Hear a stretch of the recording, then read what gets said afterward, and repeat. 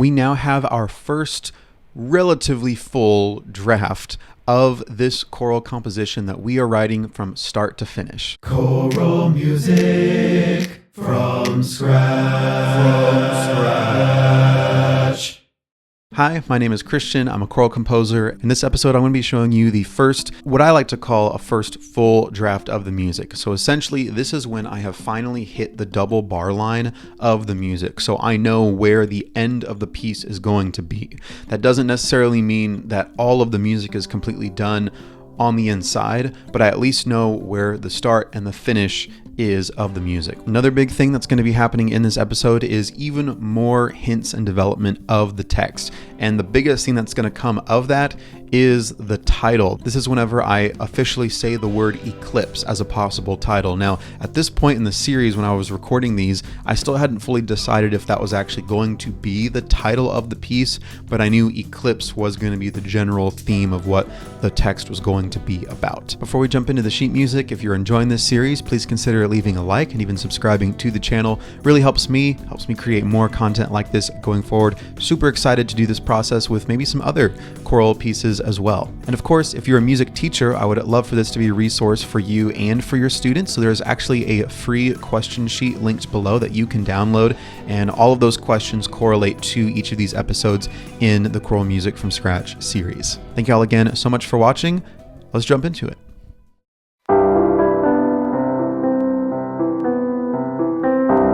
We have made it. We've done it!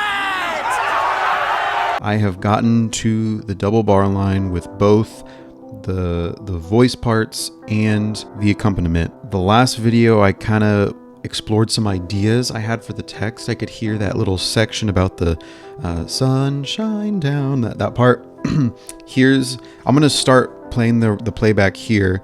But before I do that, I want to explain a couple of things that I've come to the conclusion to. So number one, I wanted to still continue that little ostinato that y'all were singing earlier in the piece, but I wanted this more pretty section to be very powerful. So I needed all of y'all singing that. So because of that, at the time of recording this is measure 55, I added the ostinato in the piano part. And so we're still going to have that ostinato going, and it's not going to be super loud, but because this is the only thing that is having that kind of movement while everyone else is like smoother up here, it's going to be easier for it to stick out, even though it's not going to be very loud. And so that's kind of a nice contrast in the rhythm of how rhythm can be really powerful in making something stick out as opposed to just giving it a louder dynamic. I also, let's see, moving over here, I just wanted to point this out. I was just really proud of this. This might be the measure I'm most proud of, is this one right here.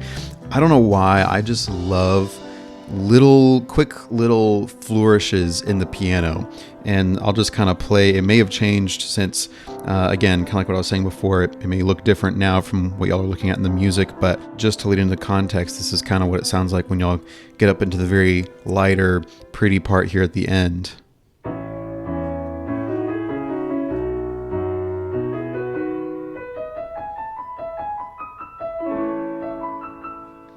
It's just so nice. I don't know. I just love that. It just sounds like peace. And it's something that we definitely need after how dark the piece has sounded earlier.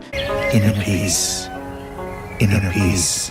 Dinner, please. Dinner with peas. So it's kind of a nice resolution there. But and then finally, the other thing is I heard another piece of text, and that is this: let your light return. And this is going to be the final text in the piece. I know that for sure, because again, it's ending hopeful, but it's like, it's not a question, but it basically is, because it's like the speaker, whoever this is, and y'all the choir, your final thought is let your light return. And so even though it's not a question technically, it's like you're asking, like, can you bring your light back, because we've been in darkness. Wow, it's dark in here. Wow, and now it's too bright. So it's like hopeful, but it's still a little uncertain. And I think that's kind of a nice, exciting, interesting way to do it. So I'm going to go back and and just start at that original sun shine down section. I erased when I wrote it earlier, but this is where it is.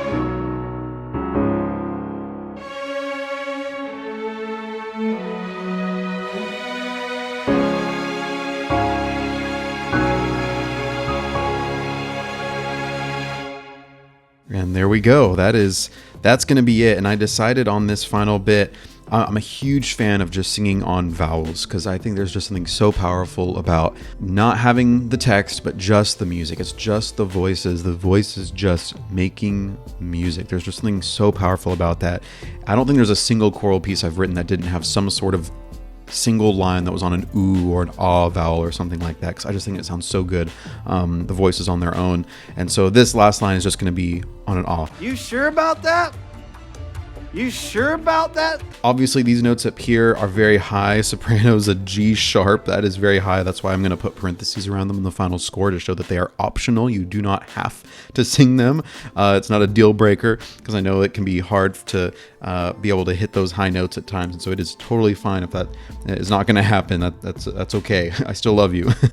So yeah, I mean, that's it. So now what I'm going to do is I have enough on here. I'm still going to be smoothing out the parts and really trying to make them as singable as possible while still keeping the melody intact. But at this point, I'm going to move this score from StaffPad, which is the app I've been using to write this on my iPad, and I'm now going to move it into Sibelius, which is a notation software on my computer, and that's what I actually use to finally do what we call engraving in music publishing. That's engraving is whenever you make the score look nice, right? It's just making it look nice and presentable for when you're going to publish it. So that's what I'm about to do. And then along the way, I'm also going to start thinking more about text. Last that I'm going to leave you with, I almost completely forgot to mention this. I definitely should have.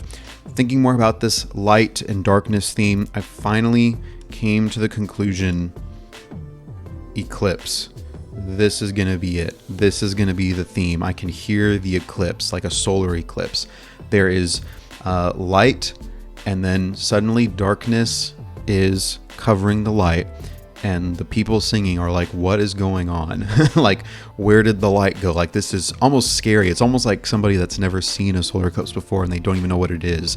That's kind of the thought I have, but kind of not necessarily going to be super literal. I think there's going to be some symbolism in there, using the eclipse as a symbol for darkness taking over light, but only temporarily.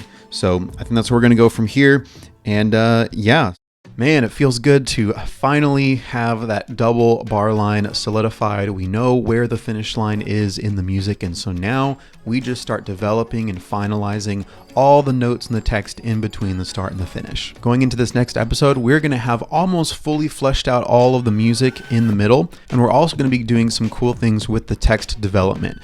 Something specifically we're going to look at is something called text painting. It's a really cool technique that you can do specifically in choral music, so stay tuned for that. And in the meantime, if you're a choral composer, comment below, what is the longest and shortest time that it has ever taken you to get to the double bar line? Not necessarily complete the whole composition, but just get to where you know the end is going to be. Thank y'all again so much for watching, and I look forward to seeing y'all in the next episode. God bless.